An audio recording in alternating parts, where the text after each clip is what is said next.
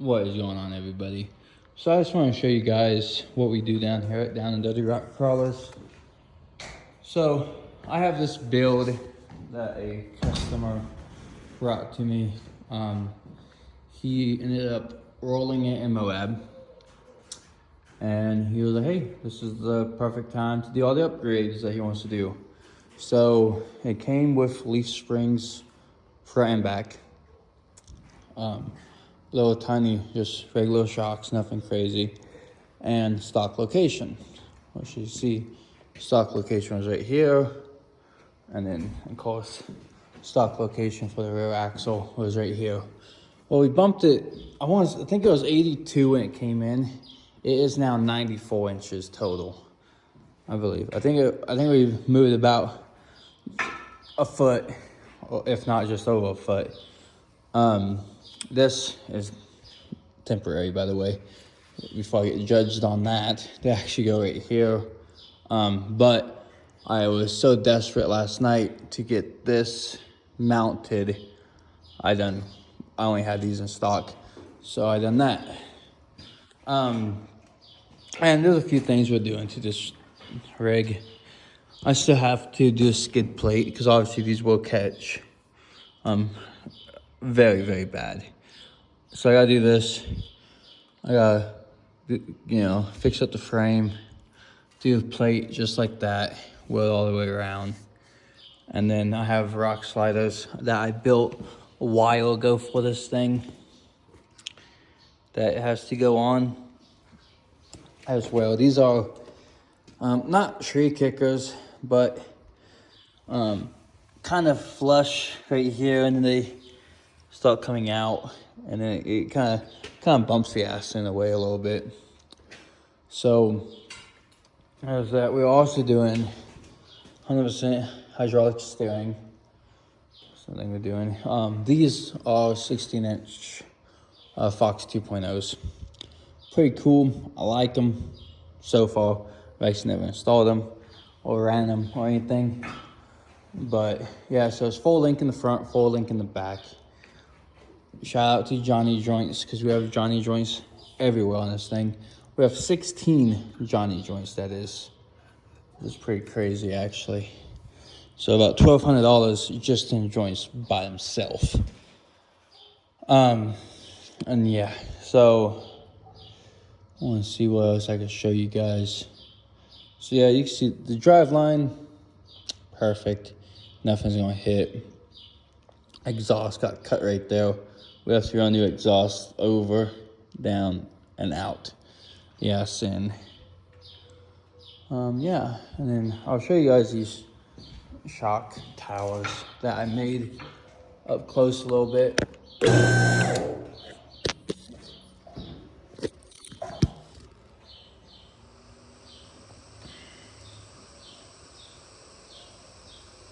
So we have this rig set, or going to have it set, with 4 inches of up travel and 12 or a foot of down travel is what we decide to go with here on this build.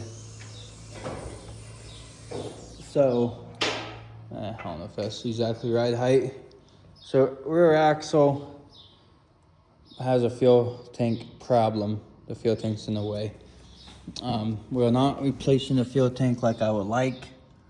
It's just gonna have to sit 4 inches under that, which ain't bad. It just makes the ride height a little bit higher than I would like. I would like to tuck this axle some more, but right now with that tower on, it only goes up to like right here at bump, so like at max. Yeah, it goes right there. So yeah, but he doesn't want to do a fuel tank in the back like I do, just because he has kids coming here. He has a whole bunch of stuff. The back shock towers all come through here just a little bit. I mean, I think it's gonna be like 2 inches, if that. But let me show you the shock towers. So I done this section to tie the top of these together because it's so long, right? The longer they are, the more bracing you want. I didn't want to go over the engine. I just want this like tucked away right here. You know, it's tight, right? But like it's tucked away nice. So that's what we did. And let me tell you, it was not fun welding all that. But anyways, so we done that. We done bracing right here because these tabs kind of went half and half, right? So there's a big hole, as you can see right here. There used to be. And when those lined up where I wanted them, it was half and half, right? So like half was on, half wasn't. It was like overlapping like that, which is perfect because I could weld on the back and get perfect penetration. But after I did that, I was like, I want plate now. So we ended up doing the plate in the back on both sides. You can see welded bolts on top, so there's no getting a wrench down. You just get impact, zip it off, get out of your way. Don't lose your, your bolts. Nuts are cheaper than bolts anyways. But yeah, so we're gonna do the full hydro steel. We have the whole kit. That's the Toyota kit. But so we're placing that pump, putting a Toyota pump on pretty much that I came with, and then yeah, going from there. But yeah, guys, so if you guys want to see the finished product, make sure you like and subscribe. This is getting an extra cage and everything, a new hood, new windshield, well, used but new, as you see. So it's gonna get new custom fenders, exo cage.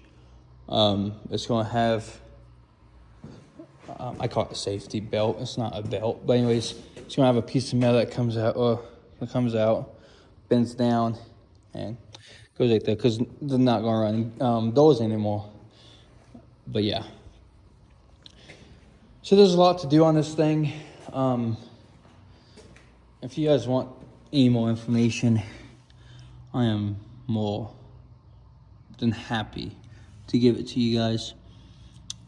Like why we done stuff like that. I will tell you that. Why? Because there's no room, right? So usually I would do it on top. But to do on top, I would have to extend this. I'm not that good at building fucking stuff on a computer.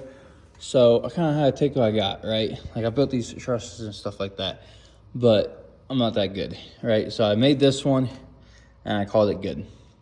I even had a 2-inch plate. So yeah, so that's all welded, solid weld all the way through. As you can see, penetration, not terrible. But yeah, so there's that. And yeah. But this is my shop. It's very messy. It's 22 by 25. We do our own painting here. If you guys want to know what kind of paint we use, let me know. It is honestly really good paint. Actually, it's epoxy paint, and I love it. It is really good. So yeah, the next thing I'm gonna have to do, I'm gonna get the back end situated. I gotta get bump stops on, and then I gotta take everything back off and get it in paint. All right, axles are getting painted, links getting painted, and everything gets painted here that I can fit in here. I can hang all the links at once and spray them. Love my paint booth. But anyways, axles, they'll just stay on the ground. I'll lay something on them, pay them real fast. But yeah, guys, this is a fun build. This is Samurai. I've always loved Samurais. We are 94 inches wide. Oh, not wide, God. 94 inches in wheelbase now. It was 82 or so. And yeah, if you guys want to see more builds like this, I have a TikTok, I have Instagram, I have everything to share what we do here. But yeah, and there's a lot that goes into this. It's like we need to build new brake lines because of what links are going. You know, the brake lines used to go along the inside of the rail, but there's only a place to put the upper links right there. You guys can also see. Some people might be like, "Oh man, everything's gonna be in the way." Well, this is how we do it. Look at that. That oil pan can literally go right in between those upper, and not all of it, obviously, just right here, right there, right? And that'd be insane if it ever got that low, but it can. Like, and your drive line is out of the way. We have about 1/2 inch of room on that upper link. But other than that, it's not too bad. But yeah, guys, let me know if you guys have any questions. Let me know if you guys have a build that you guys would like us to do. Yeah, we will take care of you guys, and I hope you guys have a wonderful day.